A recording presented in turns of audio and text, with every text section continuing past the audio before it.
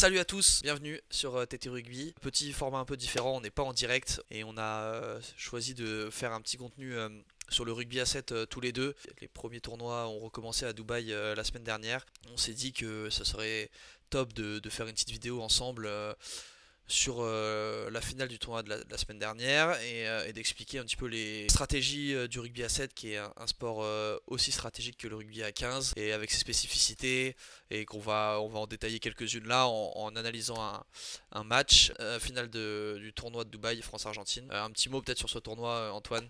Ouais, bon, bonjour à tous déjà. Oui, bah effectivement, comme Briac l'a dit, le rugby à 7, on souhaitait en parler parce que notamment, alors les gens aiment beaucoup le rugby à 7 en général parce qu'il y a beaucoup de spectacles, on voit de belles actions, etc. Mais au-delà de ça, ça reste certains disent que voilà, j'entends souvent les commentateurs dire que c'est pas du rugby et si c'est du rugby et c'est surtout du rugby très stratégique, très spécifique. Les tournois de rugby à 7 ont repris il y a peu, après un an d'arrêt quand même. Donc il y a eu le tournoi de Madrid au mois de février et là donc il y avait les tournois de Dubaï. Donc il y a eu un premier tournoi la semaine dernière, il y a un deuxième tournoi en cours actuellement. Et voilà pour préparer donc premièrement la saison du circuit mondial qui a été établie, qui normalement devrait reprendre au mois de mai. Et l'autre point, c'est forcément le tournoi de qualification à Monaco pour les Jeux Olympiques. Et donc voilà, donc on s'est intéressé un petit peu, donc comme Briac l'a dit, aux France-Argentine de la semaine dernière, la finale, où il y avait pas mal de choses à dire. On trouvait ça assez intéressant, donc on va vous expliquer un petit peu tout ça aujourd'hui. Au programme, rapidement, on va évoquer les coups d'envoi, la stratégie sur coups d'envoi, qui est une arme extrêmement importante au rugby à 7, on va y revenir, la défense française, comment elle a été mise en difficulté par les Argentins, et ensuite on parlera de ce qui a très bien marché en attaque pour les Français, et puis on finira par vous présenter un joueur qui risque de faire parler de lui et qui a fait un peu parler la poudre pendant ce tournoi. On rentre dans le vif du sujet. Voilà, je vous en parlais, le premier thème qu'on aborde ce soir ensemble, c'est les coups d'envoi. Les coups d'envoi, armes extrêmement stratégiques au rugby à 7. Pourquoi? Parce que déjà, dans le règlement, ça diffère du rugby à 15. L'équipe qui marque engage. Donc c'est un moyen de regagner la possession. Enfin, on peut regagner la possession directement après avoir marqué. C'est du coup, il y a des vraies stratégies qui s'établissent autour de ça. Et évidemment, vu qu'on n'est que 6 à chasser le coup d'envoi et 7 à le réceptionner, il y a beaucoup de stratégies autour du duel aérien et du point de chute qui sont hyper importantes. Donc là, on voit Stéphane Paré sur ce premier coup d'envoi. Très rapidement, on peut voir une répartition des rôles avec, bon, évidemment, les joueurs qui vont au duel aérien, le joueur français qui est là pour rabattre le ballon dans son camp. Et là, on peut noter l'effort de Paulin Riva, le joueur français, qui vient dans l'axe du porteur de balle pour directement essayer de ramener le coup d'envoi. Si on doit faire un petit comparatif avec le rugby à 15, Damien Penaud le fait beaucoup avec Clermont, d'aller taper les coups d'envoi et l'équipe se prépare à réceptionner. Et là, on va voir que dans ce cas-là, il perd son duel face au joueur argentin parce qu'il n'arrive pas totalement à envahir l'espace. Et le joueur argentin se positionne, comme vous voyez, juste devant lui. Et finalement, c'est lui qui va gagner la possession du ballon. Là, il y a l'importance du duel aérien est aussi prédominante que l'organisation autour et la réactivité des joueurs. Et voilà, il y a toujours cette bataille autour de l'espace du duel euh, qui est très importante. Et Préciser là, pour revenir un petit peu sur ce ouais, que tu dis, si tu peux revenir un petit peu voilà, ouais, sur le duel. À 7, c'est une situation qu'on voit très très souvent. On appelle ça encadrer en fait le joueur qui va au ballon. Donc là, les Argentins font bien, c'est-à-dire qu'il y a donc le joueur qui est entouré, qui a dépassé dans le camp adverse, un joueur ou deux en sécure derrière si le ballon tombe. Donc là, ils l'ont bien encadré. Nous, côté français, ce qui manque, c'est dans le camp argentin, là, s'ils rabattent le ballon, on n'a personne pour venir les chamailler. Et ce qui est un peu dommage, ouais, c'est que du coup, Paulin Riva est un petit peu loin par rapport à la zone de contest. Et du coup, il va se faire prendre le ballon sous le nez par ce joueur argentin qui est parfaitement venu du coup dépasser lui dans le camp français. voilà, exactement. Donc tu l'as bien dit, répartition des rôles à la fois dans notre camp, donc là où on va rabattre le ballon, et à la fois dans le camp adverse, donc là où le ballon peut être ramené par l'adversaire. C'est important pour les équipes de s'organiser des deux côtés. Un petit comparatif avec ce coup d'envoi là, où là du coup on se retrouve un petit peu avec le même cas de figure. On voit que les Argentins, eux, euh, les deux joueurs argentins entourés sur la droite de votre écran ont fait l'effort de vraiment se rapprocher du porteur de balle. On voit que nous, on a un seul Français, Iragua, qui est dans l'axe du réceptionneur, et que Stéphane Parès, qui pourrait avoir ce rôle d'être devant le porteur de balle, devant le duel aérien français, pour au cas où, parce que là, on voit bien que l'Argentin en face, il vient pour taper le ballon, comme on l'a vu sur l'extrait précédent pour les Français, pour gagner cette bataille au sol, une fois que celle a été rabattu par les joueurs argentins. Donc voilà, c'est extrêmement important la réactivité des joueurs autour et d'être présent, tu l'as bien dit Antoine, dans ces deux espaces, à l'avant et à l'arrière du duel aérien. Voilà. Et là, on voit qu'il y a deux joueurs français. Donc, du coup, il y a Parez, donc on a mis avec une petite flèche. Et à côté, il y a Logel aussi. Les deux se rapprochent un petit peu. Voilà. Mais il n'y a pas de joueur clairement qui vient embêter les Argentins dans cette zone. Alors là, dans l'idéal, c'est pour ça qu'on a mis Parez pour aller dans cette zone. Parce que extérieur là, de Parez et d'Iragua, on a un contre un. Donc en soi, c'est pas une situation très dangereuse, sachant qu'Iragua, il peut vite basculer. Alors que de l'autre côté, si Logel il se rapproche un peu trop et qu'il vient dans cette zone, si le ballon sort vite, il y a pas mal d'espace, il y a beaucoup de joueurs argentins, il me semble qu'ils sont trois. Donc là, là, par contre, il peut avoir le feu. Donc, voilà, c'est pour ça que là, ouais, ça serait bien d'aller les embêter à la réception, parce que là, ils vont être deux et au final, ils vont être assez tranquilles, quoi. Alors après, heureusement, on va le voir, CFO va faire Jordan CFO va faire une super prise de Ouais. balle. Du coup, on va pas être inquiété là-dessus. Et moi, ce que je remarque, parce que je suis pas un spécialiste, je suis pas un setiste, je suis pas un spécialiste du set, je m'y connais pas trop, mais on voit quand même l'étude du duel aérien, les deux mains au-dessus de la tête qui sont différentes du rugby à 15, où parfois avec les duels aériens, on vient avec les bras un peu en panier comme ça. Là, on cherche à aller prendre le ballon le plus haut possible, le ballon au-dessus de la tête, et du coup, pour avoir le plus de hauteur possible. Et là, Ouais, et le puis duel est après, magnifiquement joué. Moi, ce que j'ai la beaucoup aimé, priorité, ouais. j'aimerais juste revenir, c'est la course du 17 argentin qui va au duel. Tu sais, c'est des courses qui sont pas toutes droites, elles sont en incurvées comme ça, elles sont en biais pour mieux attaquer le duel aérien, un peu comme quand tu fais du 100 hauteur en Ça. fait. Et du coup, Exactement, et pour voilà, ramener, il faut du coup tourner, avoir les épaules dans le camp en adverse et plus, pouvoir justement ramener ce ballon dans son propre camp. voilà, c'est une petite précision, une Heureusement petite derrière, adaptation voilà, du rugby à 7. la prise de balle est parfaite, donc là, on s'en sort bien. Sur ce troisième coup d'envoi, là, on n'a pas mis d'extrait, mais c'est aussi là pour montrer que la qualité du coup d'envoi est extrêmement importante, la hauteur aussi, parce que la hauteur, le temps de vol du ballon en l'air va donner du temps aux joueurs pour monter et pour encadrer le porteur de balle. Donc là, on voit qu'il n'y a même pas de duel aérien à la réception de ce coup d'envoi.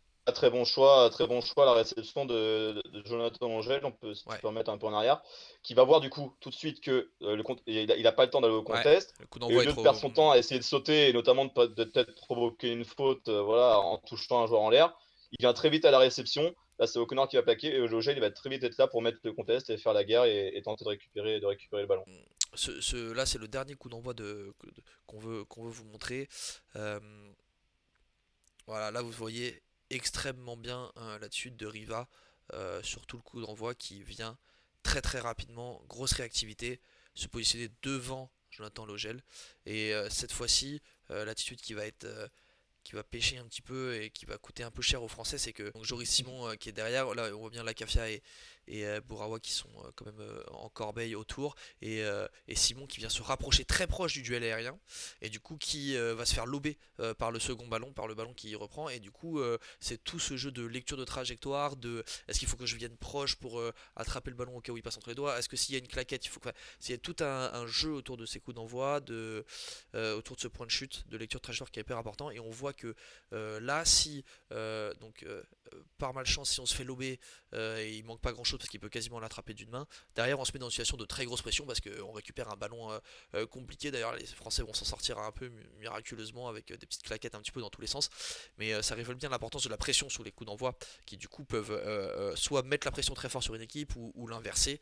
C'est plus qu'une histoire de possession. J'ai dit, bon, j'ai parlé pas mal de la possession tout à l'heure, mais voilà, c'est une vraie arme de pression. Du coup, on le voit un petit peu sur le reflet du match. Tu parlais de ce jeu un petit peu de pression.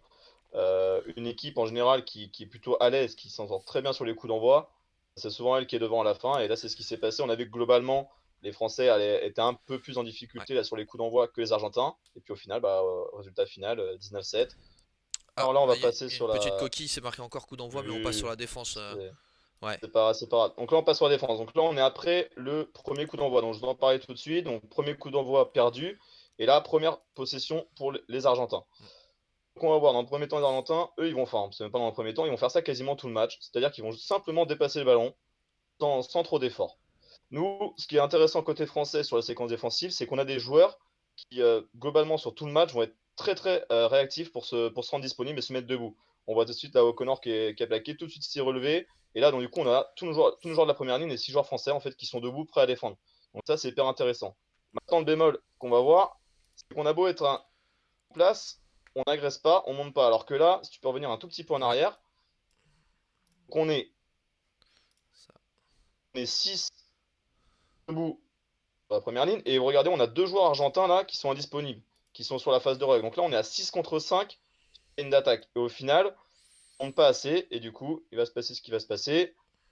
Soit on se fait pas franchir, hein, mais juste on recule, Grappiller du terrain. ça va enchaîner pareil de l'autre côté. Pareil, on voit les joueurs français plutôt debout, réactifs. Malheureusement, on n'agresse pas. Et du coup, pareil de l'autre côté, pas de franchissement, hein, c'est juste qu'on recule. Du coup, on a déjà perdu 40 mètres. 40 mètres, j'abuse un peu, au moins 30 mètres. Là, on le voit, tu peux revenir un tout petit peu avant. Ouais. On le voit, ce qui va désorganiser un petit peu, c'est cette fois-ci, hop, Paulin Riva qui va agresser un petit peu. Et là, bam, tout de suite, les Argentins, perdus, pas savoir quoi faire. Et du coup, ils vont tenter une passe sautée extérieure parce que là, il a pas trop d'autre choix. On est quand même monté assez fort.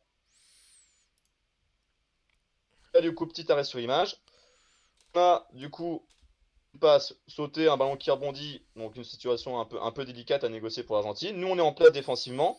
Ce qui est un peu dommage, c'est que là, on va être un petit peu trop attentif sur ce 14, notamment, on va vous en parler un petit peu à la fin, mais qui est très très gazé. Et du coup, là, au lieu de venir fermer, donc on l'a mis avec des flèches. Là, dans l'idéal, on a ce joueur argentin, l'avant-dernier, qui est inutile. Alors, on le voit un petit peu avant, il est devant ce 14. Là, il va rattraper son retard, mais à la base, il est devant lui, donc il est complètement inutile. Et en fait, là, au lieu de venir fermer, comme on a pu le mettre, comme on a pu le mettre avec les flèches, avec notamment donc, Iragua, là, qui défend sur l'extérieur, Riva, en fait, qui peut aller directement sur le 14, et Jordan Sefo, qui peut venir derrière fermer. Ah, on a une chance sur deux de récupérer la balle. Ce qui est dommage, c'est que du coup, on fait pas ça. On va Ouais. le voir, ce 14. Il va, Hop, se, il va se sortir de ce guépier. step, pas fermé. Et en plus, donc il se jette, et en plus, il obtient la pénalité. Vraiment dommage, parce que ça, c'est voilà, première possession du match. On a l'occasion de récupérer un bon ballon, parce que justement, on a fait une première défense agressive qui nous a permis de les mettre un peu en difficulté, mais au final, c'est quand même eux qui vont s'en sortir, et on va les remettre dans une situation favorable. Donc ça, c'est un peu dommage. Et là, toujours pareil, les Argentins, bam, on passe à l'extérieur. Souvent l'avant-dernier qui va jouer son duel. Encore pareil, hein, ils n'ont rien fait de miraculeux, c'est juste des passes. Ils ont encore gagné du terrain. Ah, ça continue. On va vous faire un nouvel arrêt. Ah, une montée plutôt intéressante de Parez et de Jordan Sefo. Ce qui est un peu dommage, c'est on voit tout de suite entre Parez et Sefo la différence d'espace par rapport à l'espace qu'il y a extérieur de Sefo. Et du coup, on va voir que le porteur de balle, il va venir glisser dedans. Donc qui va arriver, mais l'espace est un peu trop grand. Il va se jeter dedans. Il Donc va là, une nouvelle s'engouffrer. fois en difficulté. On prend un peu la marée. Et là, heureusement, il va y avoir une superbe initiative de Stephen Parez qui va venir monter très agressivement sur le relayeur pour l'empêcher d'aller jouer dans cet espace qui est ultra dangereux parce que là on a des joueurs un petit peu en retard. On avait donc Seforiva qui était au plaquage qui se replace et qui sont voilà donc qui forcément sont un Pas peu la bourre. Ouais. sont pas assez enfin peuvent pas être assez réactifs. Et heureusement du coup là pareil il va très bien venir fermer. Du coup empêcher le relayeur d'aller jouer dans cet espace là sachant qu'il y a un Argentin qui fonce tout Ouais, droit. qui était prêt à plonger. Ouais. Voilà et donc il était prêt à plonger et du coup hop jeu du côté fermé. Et là, c'est le festival du 14, je vous en parlais tout à l'heure. Joueur très gazé qui nous fait un petit peu la misère. Moi, je me pose une question. Je me pose quand même une question, vu Dis-moi. qu'on voit que sur ces séquences-là, c'est assez récurrent. Est-ce que tu penses que c'était une stratégie de défendre comme ça parce que là, j'ai quand même l'impression on veut vraiment défendre avec la touche et on n'a pas la volonté de les agresser.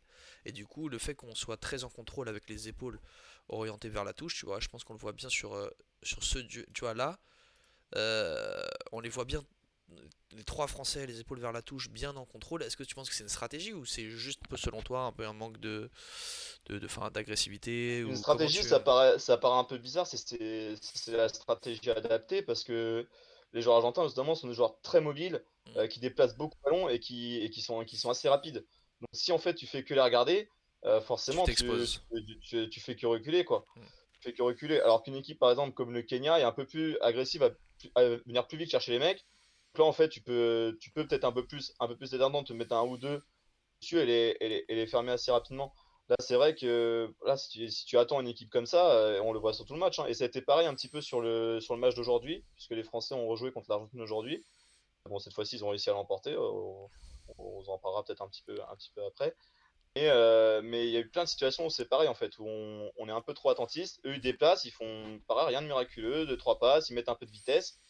Et comme on fait que de la défense contrôle, bah, au fur et à mesure, on perd du terrain, on perd Ouais, du on perd terrain, du on perd du terrain et terrain. puis on s'expose aux Jusqu'à mecs se qui step retrouver un T ou plaquage un peu subi, quoi, parce que c'est plus dur Parfois c'est un Et peu au plus bout dur d'un moment, d'avoir à un 7, package positif. Voilà. si tu fais que reculer, bah Tu finis dans ton tu but. prends la main. Il y a forcément un moment Mm. où il y a des zones de fracture qui se créent si à un moment donné, t'avances pas. Et on a vu, enfin, c'est pour ça que stratégie, je sais pas, parce que tu vois, par exemple, pour Riva, là, on le voit, à un moment, il voit qu'il y a deux trois actions là où on a reculé, et c'est lui qui prend l'initiative, du coup, Mm. de mettre un petit peu d'agressivité, et tout de suite, ça les déstabilise.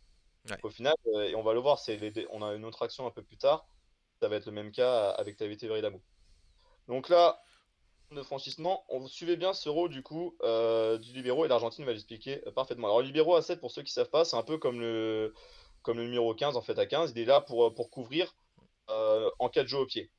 Donc là, il est notamment quand il y a une action donc, qui part du camp argentin, il est plutôt assez loin. Sauf que là, du coup, comme il y a eu franchissement, il est obligé de se rapprocher Mm. pour éviter Pour combler un peu les espaces dans la ligne, ouais. que ça aille au bout pour tomber. Et au final, derrière, il va toujours rester concerné par le jeu. Terry Bourawa, là, qu'on a entouré, parce qu'il sent que c'est un peu la merde. Et là, en fait, le problème, alors si tu peux revenir un petit peu avant, Mm. les Argentins, ils prennent un choix qui est très risqué d'aller jouer un duel au milieu. Et duel au milieu à 7, en général, c'est situation de danger pour l'attaque parce que ce sont les zones où il y a le plus de défenseurs, c'est des zones assez denses. Notamment en défense, là, ils vont très bien le savoir. On va voir que Logel et Riva, ils vont essayer d'aller récupérer ce ballon parce qu'ils sentent qu'il y a peut-être moyen. Le problème, c'est que du coup, Logel, il va se le consommer, ballon pas récupéré, ce qui oblige Bourawa à venir dans l'espace là qui est à son extérieur. Mm. Il est obligé de venir. Et du coup, derrière, pas de libéraux. Et le 14, encore une fois, lui, il va jouer parfaitement le coup. Bien lire la Libéraux, coup situation, de ouais. pied par-dessus, terminé. Terminé, rideau, Ouais, bonsoir. vraiment dommage comme action. Deuxième essai, et on le prend quasiment coup sur coup après. Notre occasion d'essai, mais on va le prendre Ah, là, on aussi voit que, sur la première période. je peux me permettre, on voit bien que là, avec les épaules tournées vers la touche, du coup, ouais, la crochet intérieur comme ça, c'est des duels qui sont plus facilement gagnables pour l'attaque. Et moi, ce que je trouve intéressant dans cet extrait, tu l'as bien dit, c'est que duel au centre du terrain, donc danger pour l'équipe qui a le ballon, parce que c'est une zone dense, mais il y a quand même pour l'Ogel là, à chaque fois, il y a une prise de décision sur les phases de ruck à 7, sur est-ce que je gratte, est-ce que je gratte pas, est-ce que je suis plaqueur, je me relève, est-ce que je recircule vite, est-ce que je perturbe la circulation, parce que le numérique étant tellement important, c'est-à-dire que dès que tu perds deux joueurs, tu t'exposes beaucoup. Donc là, on voit que Logel, juste, pourtant, il fait pas une énorme action parce qu'il s'y reprend quasiment, mais il perd une demi-seconde de retard. Bourawa Ouais, doit combler, espace à exploiter dans le deuxième rideau. et puis Et là, on le voit si tu peux revenir sur la phase de rock. ouais, En soi, son choix, il peut être bon parce que là, c'est lui au départ qui est le plus proche. C'est juste l'Argentin qui va être plus réactif, mais en mm, soi, au départ, ils sont quasiment à la même distance. Il n'y en a pas un qui ouais, est forcément plus avance que l'autre. Juste l'Argentin qui va être un peu plus réactif, qui va lui passer devant. Et du coup, là, c'est là où il doit. Dès qu'il voit que l'Argentin est en place, il doit basculer, sauf qu'on voit déjà, il est déjà en attitude pour venir pousser. Et du coup, bah, ouais, le du coup, ballon, c'est mort, ouais. malheureusement, va être tiré rapidement pour les Argentins. Hop, et derrière, espace. Et le 14, bah, après, c'est très bien joué. Je vois rien à dire. Tac, cet Là, dans extrait, ouais. leur coup d'envoi gagné tout à l'heure, pareil, bon, ça, c'est juste un petit extrait encore basique, mais ils font rien à part juste déplacer le ballon. Mm. Tac. Encore une fois, on n'a pas agressé, du coup, on prend la marée. Et là, on est à deux doigts de prendre un troisième essai. Bon, et ça, c'est juste avant la mi-temps. Et heureusement, passe mal assuré en avant. Mais c'était encore, ouais. Mais voilà, juste parce que sur la première action, alors si tu veux revenir un petit peu Ouais. sur par rapport au ruck, on va voir qu'une nouvelle fois, on a quand même nos joueurs français qui sont plutôt disponibles. Bon, O'Connor, il est un petit peu au sol, mais il se repasse quand même assez vite. Bourabois, il est monté, il est quasiment dans la ligne. On n'a pas une défense qui est à la ramasse, quoi. Mm. On peut agresser, mais ouais, malheureusement, bah pareil, on recule un petit peu trop. Et quatrième séquence défensive, on est donc dans une mêlée sur les 40 français.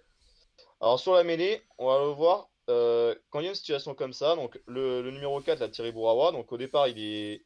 Alors pareil, c'est une situation qu'on trouve souvent à 7, c'est pas forcément la meilleure et celle qui existe dans tous les cas, mais c'est une situation quand même qu'on trouve régulièrement. 4, en fait, donc il va mettre la pression. Dès que la première passe va être faite, normalement, son rôle, ça va être de monter, du coup, après sur le numéro 5. Mm. Et du coup, donc celui qui reste dans l'axe, donc là il y a Paul Arriva qu'on voit pas, mais qui est dans l'axe de la mêlée, lui il va avoir ce rôle de libéraux pour éviter notamment le petit coupé par-dessus. Là le problème, c'est que on va voir, hop, Paul Arriva il est monté, et du coup les quatre joueurs français se retrouvent dans la ligne. Donc là, si le numéro 5 décide de taper par-dessus, là il y a danger ultime.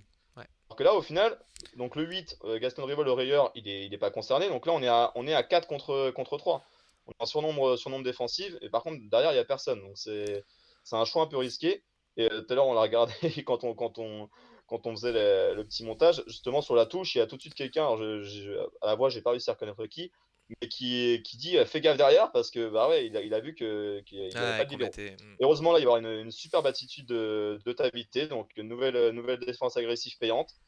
Ouais, qui Va sort de la venir ligne et qui bam, agresse sur le temps choper de sur passe. Valentin. Et derrière, c'est lui en plus qui va effectuer le contre-règle. Donc ça, c'est pareil, des séquences qu'on voit souvent en set, le plaqueur qui vient contester. Et puis derrière, ça va nous amener, hop, de mon contest, nous amène hop, une pénalité, en plus un carton jaune du joueur argentin qui fait un involontaire. Donc pareil, un nouveau choix de défense agressive ultra payant. Ouais, Et c'est dommage parce que cette défense agressive, on n'en a pas eu assez dans le match pour permettre de de remporter face à provoquer cette ce genre équipe argentine. d'action. Ouais. On voit notamment aussi la très bonne attitude de Bourawa qui, donc quand il déborde, peut remettre un tout petit peu Ouais, avant. je te la remets. Et il hésite un petit peu à jouer au pied. Et il voit en fait le joueur argentin là, qui va venir très vite passer derrière et essayer d'aller couvrir. Ouais, Et au final, très bon choix de garder, de ressortir. Et c'est ce qui va amener derrière la pénalité. le joueur qui est tout à gauche de l'écran là, le 11, je crois. Voilà, Donc il il l'a le vu tout de voit, il suite il conserve. a hésité, on le voit un petit peu, il hésite à taper. Et en fait, il a très bon coup d'œil. Il voit que ce joueur argentin vient fermer derrière. Donc, choix de ressortir et Tavité qui est parfaitement venu au soutien. Une autre petite action. Donc, là, on est du coup en deuxième période. Pareil, une pénalité dans leur 22, donc en soi, on a l'équilibre, pas de danger, mais pareil, on n'agresse pas assez, on fait que Hmm. reculer. Moi, pour nous, Ouais, du on a coup, tenté une passe duel un sur petit une peu épaule. impossible en avant, mais pareil, ils ont gagné 20 mètres alors qu'ils ont fait juste passe, passe, passe, rock, passe, passe, passe. Rien Je dis, hein, de. moi, c'est le Ils côté très ils ont rien récurrent. inventé, hein. C'est le côté très récurrent qui m'a fait penser au fait que c'était sûrement une stratégie de vraiment cadrer à l'intérieur et de les pousser sur la touche. Sachant qu'ils faisaient des passes, peut-être que on attendait à ce qu'ils aillent jusqu'à la touche tu vois, pour jouer avec la touche et défendre Mais à avec chaque ça. fois, le problème, Mais du c'est coup, que, c'est que vu alors que c'était si l'avant-dernier c'était qui une. déclenchait Ça. et que vu que c'était l'avant-dernier qui déclenchait, l'avant-dernier argentin qui déclenchait à chaque fois, du coup, on était dans une situation un peu de difficulté. Et du coup, je sais pas si c'est ce qu'on Ça. attendait ou pas, j'en sais rien. Enfin, Ouais, tu vois, c'est ça ça, serait si intéressant. c'est la stratégie, bah malheureusement ça n'a pas été payant parce que comme tu le dis, c'est toujours cet avant-dernier qui a joué le duel Mm. et du coup il était pas près de la touche quoi. Il jouait toujours ce duel à quoi? À 10 mètres, à 10 mètres de la touche, donc compliqué de le pousser. Et au Si, final, bah, on a fait que reculer. si un joueur de l'équipe de rugby à 7 regarde cette vidéo depuis Dubaï, il peut nous répondre dans les commentaires de la vidéo ou nous envoyer un Ouais, ouais, message ouais, pour nous éclaircir. Ça serait top. vraiment carrément. Ça Parce serait que top, ouais, ça c'est vrai serait que top. ouais, ça pose une bonne question parce que c'est vrai qu'on a globalement on a l'impression, même si on a vu que quelques joueurs prenaient cette Mm. initiative d'agresser et que ça a été payant. Donc voilà, effectivement, si jamais on peut nous répondre sur ça, on serait très intéressé. Là, pareil, nouvelle situation, ils ont une touche au départ où ouais, ils prennent un peu le ballon en reculant, elle n'est pas Ouais. forcément bien négociée, il la prend pas directement dans les mains. Là, on peut leur mettre la pression. Malgré ça, pareil, au final, c'est encore une fois eux qui vont être dans l'avancée avec notamment ce porteur de balle qui a joué demi-ouverture, qui nous a souvent franchi. Ah, et là, on voit Là, l'attitude du coup, à 7 dès qu'on est un peu sur les heureusement, talons un peu sur les talons en défense là, Stéphane Perez qui ça, et là, c'est un pareil, c'est une poil montée qui hop. est pas Ouais. vraiment franche. On hésite un petit peu et bam, lui avec ses cannes, il nous fait la différence. Et heureusement, derrière, très bon retour de d'Irawa qui va faire l'effort. Hop, qui va causer en avant entre les deux. Mais ça, c'est pareil, c'est une situation hyper dangereuse. Alors qu'à la Hyper base, on dangereuse. part d'une Là, le coup, situation, s'il la chope, c'est terminé. on part à la base d'une situation très défavorable pour eux. C'est-à-dire que d'une conquête dans leur Mais 22, complètement. assez Là, mal maîtrisée. par exemple, on voit Simon là, qui va monter sur le relayeur. S'il arrive à le choper, c'est top. Derrière, Mm. si on vient, pareil, monter fort sur le porteur de balle, qu'on monte franchement et fort, on peut leur mettre la misère. Et on voit Tabité qui est un petit peu, qui lui essaye un petit peu de. On voit qu'il va arriver quand même très très vite. Ouais. Si jamais il y a des passes sur ce joueur là, il le bloque assez vite. Derrière, hop, épaule tournée, Ah, du coup, qui a franchissement. Ah, c'est un petit peu compliqué, mais heureusement, on a un bon retour. donc je crois que c'était le dernier extrait, non, je pense, pour la défense. Non, non, Non, il il en en reste un. reste un, il Il en en reste reste un un. après. Autant Ouais, pour ouais. moi. Il en reste un, c'est la dernière action du match. Donc là, ils ont récupéré une pénalité et au final, ils ont choisi la mêlée. Là, pareil, ils vont déplacer le ballon. Toujours ce porteur de balle, hein, c'est le numéro 5 qui nous a fait quand même pas mal de dégâts. Là, Première situation au niveau des 15, comme ils ont fait souvent. Hop, on dépasse sur 3 passes. Là, mois dernier qui joue son duel. Au final, on n'a pas agressé. En plus, plaquage loupé, donc ça permet aux Argentins d'avancer. Et là, on va voir que c'est la fin de match, que les joueurs sont un petit peu cramés, donc du coup moins disponibles que ce qu'on avait dit au début. On avait quand même des joueurs qui étaient plutôt disponibles, Mm. plutôt réactifs debout, plutôt en place sur la ligne défensive. On s'est fait franchir, donc forcément, il y a des joueurs un peu désorganisés. On voit donc Parez là qui a plaquage loupé, du coup, qui est un peu en retard. Eragoa qui traîne dans la zone et Nissi Howard qui se replace dos au jeu. Du coup, les Argentins, bah là, ballon très vite disponible. Très bon choix, il va venir jouer sur ce joueur Ouais, direct qui d'exploiter cette traîne zone. hors jeu, donc il a l'avantage. Et en plus, là, ça finit parce que là, on est un peu cramé sur cette Ah, action. on est Nouvelle très en fois, ça part crise. encore une fois où on n'a pas agressé, c'était un peu dommage, on n'a pas agressé cette attaque argentine, quoi. Encore une fois, alors qu'il y avait pas, on était plutôt en place sur la première séquence défensivement, quoi. Défensivement, donc ouais, petit bilan de cette défense française pour clôturer, en tout cas Alors sur ce voilà, pareil, match. on Et est à voir, pareil, si jamais on nous répond si c'était une stratégie ou pas de plutôt défendre en contrôle plutôt que d'agresser. En attendant, quand on fait le bilan, on a vu que les seules fois où on les a mis vraiment en difficulté, ça a été parce que il y en a un ou deux qui ont pris la décision de monter ouais, fort et d'agresser le porteur de balle. On a vu l'exemple parfait avec Tavité là qui fait un contrôle monstrueux derrière. Riva donc, qui agresse en début de match et où derrière il y a la passe sautée qui peut nous être favorable. Malheureusement, pareil, défensivement derrière on monte pas forcément correctement. mm, Et voilà, et qu'est-ce que j'avais encore en tête comme défense agressive? Non, les deux marquantes, c'est mm. surtout ces deux-là. Donc ouais, et ça a été un peu pareil sur le match d'aujourd'hui à Dubaï, c'est-à-dire que qu'on a pareil, on a on agresse instinctivement, Je t'ai perdu Antoine.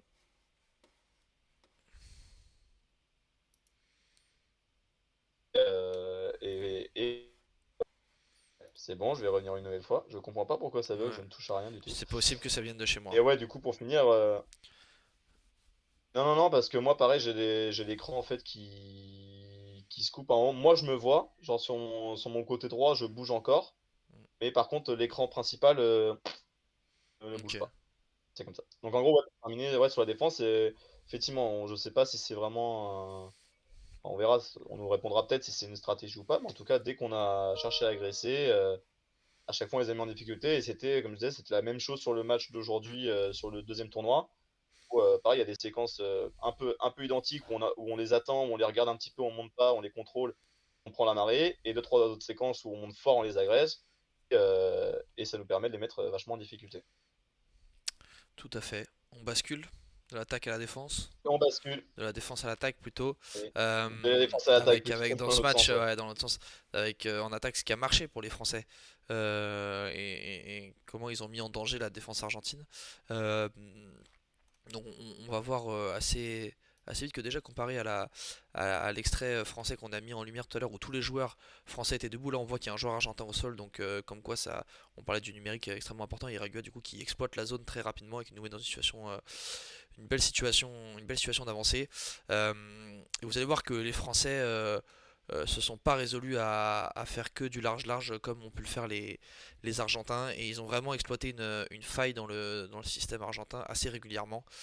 Euh, qu'on va voir juste après ce ruck là, c'est la volonté, vous allez voir ici avec Marvin O'Connor, d'exploiter directement les retours, donc c'est-à-dire de changer de direction, changer le cours du jeu pour rejouer directement avec le dernier passeur dans la zone là-bas. Et donc là on voit que les Argentins, un petit peu comme nous, qui défendent très sur l'épaule intérieure et en contrôle avec les portons de la touche, et du coup on a beaucoup appui fort et on est reparti de l'autre côté. Et là on voit que Marino Connor il va 1, 2 et 3 joueurs avec la passe supplémentaire. Et ce qui fait qu'on va se remettre dans une situation extrêmement favorable. On peut saluer l'effort de Stéphane Parez après la passe de se remettre en jeu. Agura qui était pris dans le ruck là, on a déjà sa troisième tâche. Et donc ce qui va nous mettre dans une situation d'avancée, de confort, duel un peu plus simple, donc franchissement derrière, et on va aller au bout avec ces faux là sur cette action. Et donc ça c'est un bon premier exemple de voilà comment les Français ont exploité la défense argentine en jouant les retours très très forts, et on va le voir sur l'extrait suivant. Ouais, et effectivement, là en plus, si je dis pas de bêtises, c'est la première possession Mm. française du match. Et en fait, ils vont voir très vite, en faisant un aller-retour, que la défense argentine est hyper en place sur du large-large. Parce Ouais, qu'en A7, c'est quand même souvent ce qu'on fait. On essaie de déplacer le ballon, d'amener sur du large-large avec, soit comme on fait Argentin, juste des passes simples, soit avec des courses un peu différentes, des croisés, des redoublés, etc. Au final, ils voient que sur un aller-retour très en place. Du coup, très bon choix de Marvin O'Connor qui exploite ce retour. En plus, sur les appuis, du coup, il mobilise enfin ouais, beaucoup, il mobilise beaucoup beaucoup de de défenseurs. défenseurs. Et derrière, on se retrouve disponible et ça joue très bien debout. On se trouve bien, on passe pas par le sol. Très bel effort aussi d'Iragua, pareil, qui mobilise deux Mm. défenseurs argentins qui vont être inutiles. Et derrière, il y a des espaces et ça termine avec les cannes de Jordan Sefo. Donc, superbe action. Dans cet extrait là qu'on va voir, vous allez voir que quelle que soit la zone du terrain et quel que soit le type de défense de l'Argentine, on l'a fait parce que là, du coup, on est très loin de la ligne adverse, avec une défense en face qui va plutôt chercher à agresser. Et là, on voit l'excellente lecture de Paul Riva qui voit que dès que le joueur argentin qu'on a entouré, les deux joueurs argentins qu'on a entourés montent un peu trop sur l'extérieur, donc lui il est quasiment sur l'épaule extérieure de Paul Riva, le premier joueur ici, il le prend à contre-pied. Et là, du coup, même schéma, on vient chercher cette zone des joueurs qui se relèvent, des joueurs qui étaient en jeu. Donc là, on voit même Pierre-Gilles Lacaffet qui est encore en jeu, mais on se remet une situation d'avancée en allant chercher cette zone et en jouant ces déconnexions. Et là, on voit qu'on se remet voilà, déjà 20 mètres de gagné avec un simple retour et rebelote. On voit ici. Jonathan Logel, pareil au centre du terrain.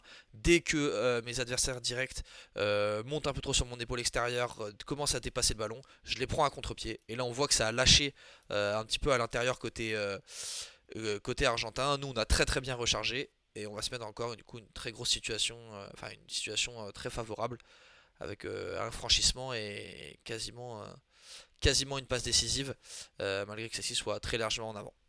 Donc voilà, quel que soit le type de défense, on a cherché à exploiter Largement, ce retour. t'as pas peur des mots, toi. J'ai dit très largement en avant? Non, non, Très j'ai dit. largement, très largement. Ah ouais, Très largement, ouais. Pour l'avoir plusieurs fois cette passe, bon après voilà l'arbitre signale en avant. Ce qui est surtout intéressant ici, c'est que je sais pas si vous vous souvenez, c'est le coup d'envoi qui est un petit peu cafouillé ouais, par les Français où il y a plusieurs claquages, on trouve une énorme pression. Donc là c'est important tout de suite, surtout dans nos 22, à quelques mètres de la ligne de notre embut, de remettre tout de suite, de trouver tout de suite une situation d'avancée. Et là le choix est excellent parce que comme tu l'as dit, ça monte très fort sur l'extérieur. Donc on va chercher sur cette zone, on a le joueur argentin, donc il y a le 9 qui est en place, mais les autres ça traîne un petit peu. Hop, ils sont pas forcément disponibles pour défendre. Et derrière, superbe. Très bon choix aussi de la Cafia, il a senti qu'il y avait une zone de bien fracture sûr, ici. ouais. Bam, on continue, on insiste dans On cette appuie là où zone-là. ça fait Hop, ça mal. permet de nous sortir. On est quasiment sorti des 22. Et là, hop, nouveau très bon choix qui va nous permettre de gagner du terrain. Et puis là, on a une situation, ouais, une superbe situation qui peut presque nous amener à son décès si la passe est bien assurée entre Joris Simon et Paulin Riva. Voilà. Donc ouais, action très très Moi intéressante j'apprécie, également. j'apprécie vraiment les efforts des joueurs après leur passe de bosser très dur pour être très vite disponible. Là on l'avait bien vu avec Marvin O'Connor sur cet extrait.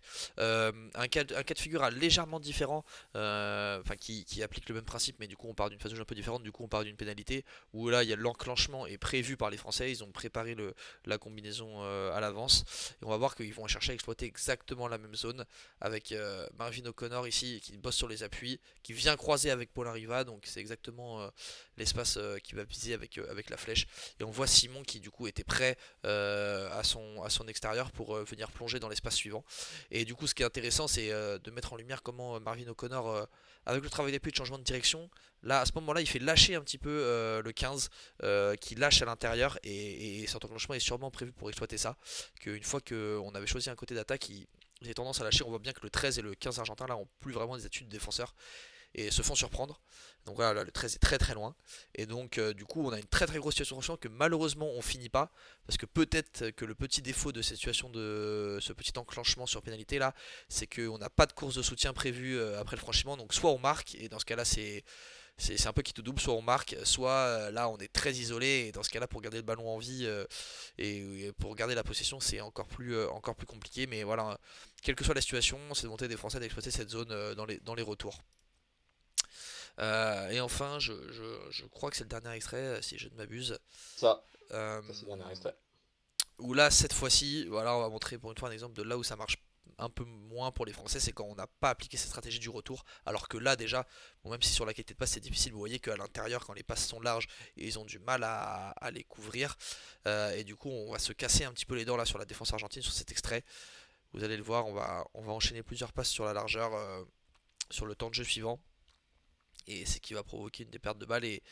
Et malheureusement, là on voit déjà un premier espace à l'intérieur entre le 12 et le 5, avec beaucoup de temps là pour manœuvrer ces joueurs-là. Et là on voit que le 8 est un peu en retard, le joueur qui se relève, et donc du coup on se retrouvait dans une situation quasiment à l'identique que les précédentes. Et finalement là on fait le choix d'aller très loin sur la largeur et d'aller chercher les 15 mètres à l'opposé. Et jouer des duels plus loin où au final on a été moins efficace. Et là on voit l'excellente défense argentine qui contrairement à nous a réussi à faire tomber plus vite dans ces zones là et du coup à mettre les mains plus facilement et là-dessus regagner le ballon. Donc du Ouais, coup puis ce qui est vraiment dommage ici, en plus, c'est que là, c'est notre dernière possession du ouais match. exactement. 14-7, on a moyen de revenir au score. Et comme tu l'as dit, au lieu de jouer ce qui a marché, on a retenté un peu du classique. Et au final, en fin de match, avec des joueurs cramés, et bah, au soutien, on a un peu lâché. Ouais. Et derrière, bah, ballon gratté. Et c'est là après où ils prennent la mêlée et où ils enchaînent, ils font un aller-retour et que ça va finir au bout. Donc vraiment dommage, quoi, parce qu'il y Vraiment avait là, dommage. il y avait une Surtout que là, opportunité connaissant de. les qualités de Veredamou face au 5, voilà, avec ce Ouais, gros clairement. espace à l'intérieur, ce qu'on se disait tout à l'heure un peu hors antenne, c'est que voilà, il a clairement l'espace de le manœuvrer et peut-être de jouer un duel autour de lui. Euh, voilà, avec ses qualités évidemment de duel et de franchisseur ou de faire franchir. Donc voilà un petit peu pour l'attaque française avec ce qui a marché et donc là du coup sur cette dernière action ce qui nous a un peu coûté cher parfois mais voilà cette dynamique de vraiment jouer les retours moi je l'ai même mis en lumière, je trouve que les qualités d'appui du coup ont été excellentes qui essaient d'appuyer, de prise de décision quand la défense montait fort, boum je change de côté dès qu'elle m'a dépassé en fonction de leurs épaules et tout, j'ai trouvé ça vraiment génial et le travail après des joueurs sans ballon après la passe était très très bon. C'est Donc on encore, les a c'est mis en encore ce qui danger a quand même. marché sur le match d'aujourd'hui des Ouais, Français face à l'Argentine. Ils l'ont encore beaucoup utilisé, cette stratégie d'aller jouer dans les retours. Celle-là et également aller jouer près de la zone de ruck sur la première zone, le premier ouais, espace, là, on a sur vu plusieurs les joueurs fois, nous, 1 et 2. ouais, Ils l'ont superbement bien fait avec des courses tranchantes dans ces zones-là où on est venu agresser fort sur des joueurs qui étaient plutôt en train de se replacer. Et on a peu utilisé, on a peu fait de large charge. Et du coup, bah, ça nous a souri. Et la preuve, c'est que les Français, du coup, ils ont remporté ce match. Ils gagnent 21. Enfin, j'ai plus le score exact, je crois 21-19, hein, quelque chose comme ça. Mais voilà, ils arrivent à l'emporter. Comme quoi, c'est pas une équipe qui est imprenable. Et juste, voilà, ça se joue comme souvent à 7 sur vraiment les détails, encore plus qu'à 15. Parce que bah, forcément, il y a moins de joueurs, il y a plus d'espace. Donc, ça donc coûte cher. moins petite Mm, erreur peut coûter cher directement, quoi. exactement. Pour cette dernière partie, on a déjà Puis, étayé on va pas mal. terminer sur quelque chose Ouais, d'un peu plus light. Voilà, quelque chose de sympa pour rester dans cet esprit un peu Seven où on voit des belles actions et mm, voilà parce que c'est ce qu'on aime avant tout quand même dans le rugby à 7, c'est ces jeux de vitesse et de qualité d'appui avec notamment un joueur qui va je pense faire énormément parler, il s'appelle Marcos Moneta, il est argentin, il vient d'avoir tout juste 21 ans et il a déjà fait quelques matchs en World Series, et j'ai regardé ses stats, il est déjà à 18 matchs et 15 essais. Donc autant vous dire qu'il a plutôt un bon ratio. Il a été notamment champion olympique de la jeunesse avec les Argentins en 2018. Comme vous voyez sur ses actions, et bah, dès qu'il a un petit peu d'espace et des ballons plutôt intéressants à jouer, il fait ce qu'il veut. Et même là, bon, on revoit l'action tout à l'heure qu'on a montré contre les Français. Même là où il va recevoir un ballon, alors forcément on a parlé de la défense française tout à l'heure qui était pas la plus efficace, mais même là où il a un ballon un peu en difficulté, à chaque fois, grâce à sa qualité d'appui, il va réussir à s'en sortir et à faire la différence. Et ouais, non, ça va être vraiment, je pense, un joueur à suivre là sur les prochaines années, parce que comme je le dis, il vient tout juste d'avoir 21 ans, il est très jeune, et là, il est déjà dans l'effectif. Dès que l'Argentine joue un match important, il est titulaire à chaque mm, fois, donc il est déjà installé. Il nous a fait, bon, on l'a vu sur ce match, hein, il nous plante deux ça nous essais fait très mal. parce qu'il joue super bien les coups. Et puis surtout le tournoi, je crois qu'il doit terminer meilleur marqueur, il doit terminer à 7 ou 8 essais sur le tournoi, sur le premier tournoi de Dubaï. Il a été vraiment, vraiment très Là, on très va en vue. voir que du coup, bah, tu l'as bien dit, il était au début de l'action en provoquant la pénalité et il va être à la conclusion, pareil, en recevant un ballon très compliqué, il va se débarrasser d'Iragua et pouf, pouf, après festival. Il a vraiment Ouais, des qualités vraiment, vraiment, vraiment impressionnantes. Et en plus, donc, notamment, il a des bonnes qualités enfin, sur le jeu de Ouais. duel, de vitesse. Et en plus, il a une supervision du jeu. Parce que là, voir, alors forcément, donc on l'a vu tout à l'heure, le Ouais. libéraux qui se rapproche, mais il faut le voir quand même que. Alors que là, il y a quand même 3 Argentins placés sur le retour, et le retour peut être très très bon aussi à jouer. Il prend cette initiative, voit tout de suite qu'il n'y a pas de libéraux, hop, coup de pied par-dessus. Alors, il n'y a rien à dire, c'est Et superbement joué et il finit il entre nous a les mis perches. vraiment en grande difficulté. Mm. Heureusement pour nous, là, sur ce match d'aujourd'hui, il a pas touché beaucoup de ballons, donc On a réussi à le on était museler. un peu plus serein, on a pu l'emporter. Ouais. Il a moins touché de ballons sur ce match-là. Mais ouais, voilà, on voulait le mettre un petit peu en valeur parce que c'est vrai que c'est toujours sympa Et aussi de si, et parler si, et si, voilà, si vous entendez des parler joueurs pour la qui. future star du rugby à 7, c'est la première fois que vous l'avez entendu, c'était sur TT Rugby, évidemment. Exactement. Voilà, voilà. On arrive au bout de cette vidéo. On a déjà pas mal étayé pas mal de sujets, pas mal discuté. Euh, Merci Antoine. Et merci à toi, Briac. Et puis, bah, dites-nous dans les commentaires Mm. si ce format vous a plu. Et puis, bah, on essaiera peut-être d'en Voilà, refaire une si, la semaine prochaine par rapport au deuxième tournoi. On va regarder un petit peu des matchs qui nous semblent pertinents. Et puis, on sélectionnera une rencontre. On verra laquelle. exactement, si le format vous a plu, si vous voulez revoir du rugby à 7, sous quelle forme, format analyse, résumé, etc. On réfléchira à tout ça. En tout cas, c'était un vrai plaisir de bosser sur le match et de vous présenter quelque chose d'un peu différent et qui colle quand même à l'actualité rugbystique du moment. Donc, merci à tous. N'oubliez pas, donc vous pouvez vous abonner sur YouTube, là, juste en dessous, mettre un petit pouce, mettre un commentaire pour nous dire si c'était bien, si c'était pas bien aussi, mais de manière constructive. Nous suivre sur Facebook, sur Twitter. Tout ça sera dans la description de la vidéo et voilà, ça nous aide. Ça montre qu'il y a des gens derrière nous et ça nous motive pour la suite. Donc merci à tous et à très vite sur TT Rugby.